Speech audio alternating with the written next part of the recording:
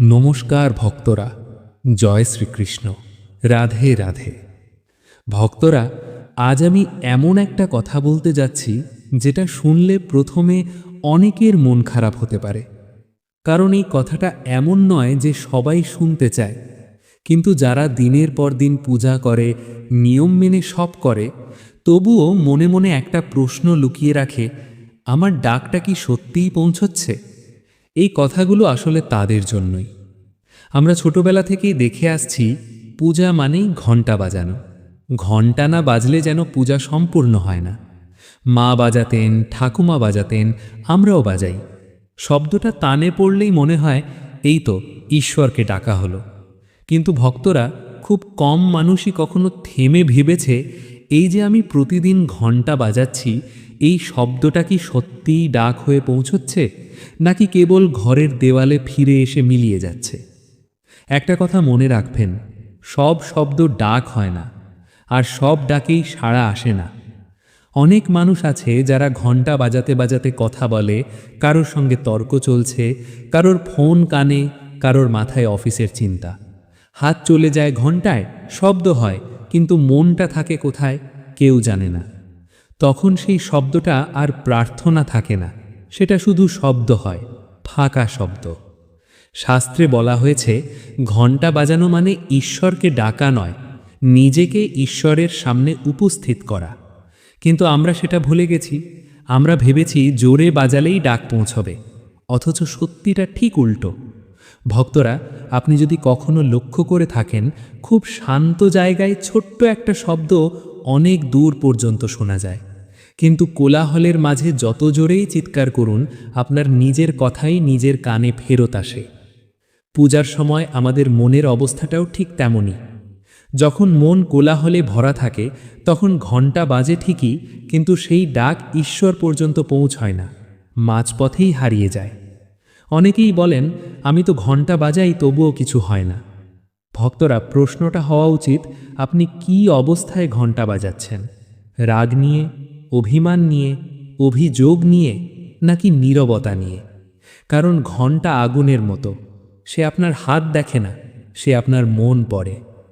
আরেকটা খুব সূক্ষ্ম ভুল আমরা করি, যেটা প্রায় কেউই খেয়াল করে না, সেটা হলো ঘণ্টা বাজানোর দিক। অনেকে ঘণ্টা বাজান মুখ ঘুরিয়ে, কেউ দেয়ালের দিকে, কেউ আবার হেঁটে যেতে যেতে। শাস্ত্রে বলা হয়েছে, ঘণ্টার মুখ সর্বদা পূজাস্থলের দিকে থাকা উচিত, কারণ ঘণ্টা কেবল শব্দ দেয় না, সে শক্তির প্রবাহ তৈরি করে। আর সেই প্রবাহ যদি ভুল দিকে যায়, তাহলে প্রার্থনাও ভুল পথে চলে যায়।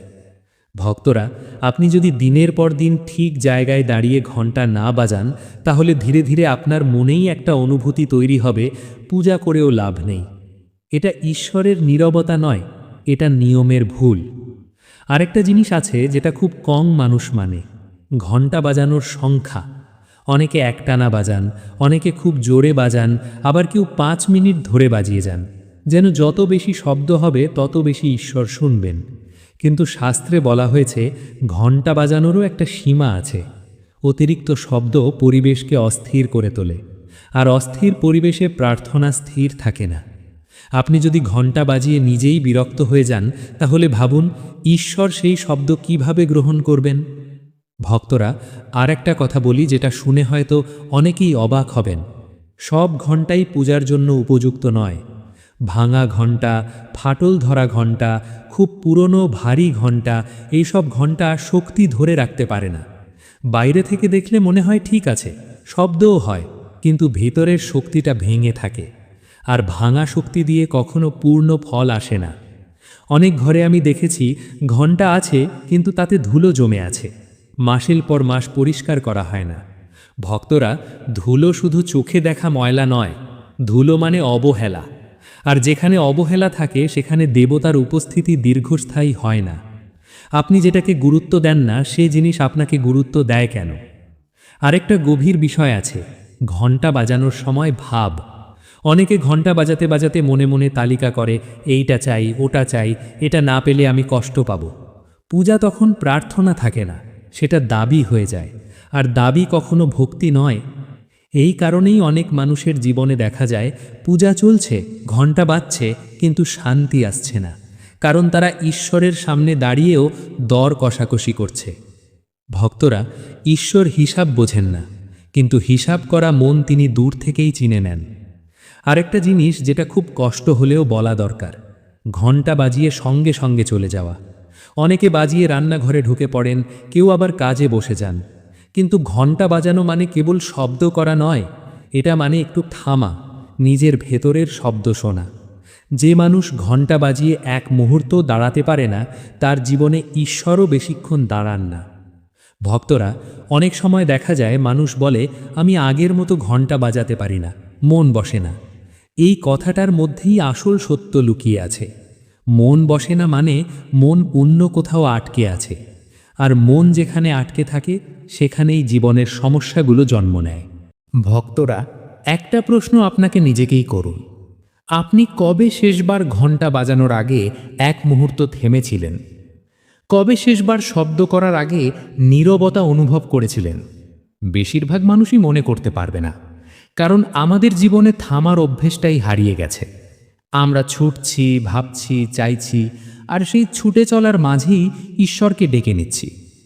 কিন্তু ডাক মানে তো থামা, ডাক মানে তো অপেক্ষা করা। শাস্ত্রে বলা হয়েছে ঈশ্বর শব্দের মধ্যে থাকেন না, তিনি শব্দের ফাঁকে থাকেন, আর আমরা সেই ফাঁকটাই রাখি না। অনেকেই প্রশ্ন করেন, তাহলে কখন ঘণ্টা বাজানো উচিত? সকাল, সন্ধ্যা, নাকি যে কোনো সময়? ভক্তরা সময়টা আসলে ঘড়ির কাঁটার বিষয় নয়, সময়টা মনের অবস্থার। ভোরবেলা যখন চারপাশ ধীরে ধীরে জেগে ওঠে, তখন প্রকৃতির ভিতরে একটা নীরব সম্মতি থাকে। আর সন্ধ্যায় যখন দিনের ক্লান্তি নেমে আসে, তখন প্রকৃতি আবার চুপ করে। এই দুই সময়েই ঘণ্টা সবচেয়ে স্পষ্টভাবে শোনা যায়, শুধু কানে নয়, মনে। কিন্তু সন্ধ্যার সময় একটা ভুল খুব বেশি হয়। মানুষ সারাদিনের রাগ, বিরক্তি, অপূর্ণতা নিয়ে এসে ঘণ্টা বাজায়। তখন সেই শব্দে প্রার্থনার চেয়ে বেশি জমে থাকে দিনের ক্লান্তি। এই কারণেই শাস্ত্রে বলা হয়েছে, সন্ধ্যায় ঘণ্টা বাজাতে গেলে মন শান্ত না থাকলে না বাজানোই ভালো। কারণ অশান্ত মন দিয়ে ডাকা ডাক অনেক সময় ভার হয়ে ফিরে আসে। আরেকটা বিষয় আছে যেটা আমরা প্রায় সবাই ভুল করি, মন্দিরে ঢোকার সময় আর বেরোনোর সময় ঘণ্টা বাজানো। অনেকে ঢোকার সময় বাজান, বেরোনোর সময়ও বাজান, কেউ আবার শুধু বেরোনোর সময় বাজান। কিন্তু শাস্ত্রে খুব পরিষ্কার বলা আছে, মন্দিরে ঢোকার সময় ঘণ্টা বাজানো মানে নিজের উপস্থিতি জানানো, বলা আমি এসেছি, আমি প্রস্তুত। কিন্তু বেরোনোর সময় ঘণ্টা বাজানো দরকার নেই, কারণ তখন আপনি আর ডাকছেন না, আপনি বিদায় নিচ্ছেন। বিদায় শব্দে হয় না, বিদায় হয় অনুভবে। বারবার বাজানো মানে ঈশ্বরকে বারবার টেনে ধরা, আর ঈশ্বর টান পছন্দ করেন না, তিনি আহ্বান বোঝেন। ভক্তরা আরও একটা গভীর বিষয় আছে, ঘণ্টা বাজানোর সময় চোখ। অনেকে চোখ খোলা রেখে বাজান, চারপাশ দেখেন। কেউ আবার তাড়াহুড়োয় চোখ আধবোঝা করে দেন। কিন্তু শাস্ত্রে বলা হয়েছে, ঘণ্টা বাজানোর সময় চোখের দৃষ্টি মন্দিরে স্থির থাকা উচিত। কারণ চোখ যেখানে যায়, মন সেখানেই যায়। আর মন যদি ঈশ্বরের দিকে না থাকে, তাহলে শব্দ একা কী করবে? এই কারণেই অনেক মানুষের জীবনে দেখা যায়, তারা বলে আমি ডাকছি কিন্তু কিছু হচ্ছে না। আসলে তারা ডাকছে না, তারা শব্দ করছে। আরেকটা কথা বলি, যেটা খুব কম মানুষ সাহস করে বলে, সব মানুষের ডাক এখনই পৌঁছয় না। এই কথাটা শুনে অনেকে কষ্ট পাবেন, কিন্তু সত্যিটা এটাই। কারণ ডাক পৌঁছানোর আগে মন পরিষ্কার হওয়া দরকার। আর আমরা চাই ডাক পৌঁছক, কিন্তু মন পরিষ্কার করতে চাই না। ঘণ্টা বাজানোর আগে যদি আপনি মনে মনে কাউকে ঘৃণা করেন, কারোর ক্ষতি চান, কাউকে ছোট করেন, তাহলে সেই শব্দ প্রার্থনা থাকে না, সেটা ভার হয়ে যায়। আর ভার নিয়ে কেউ ওপরে উঠতে পারে না।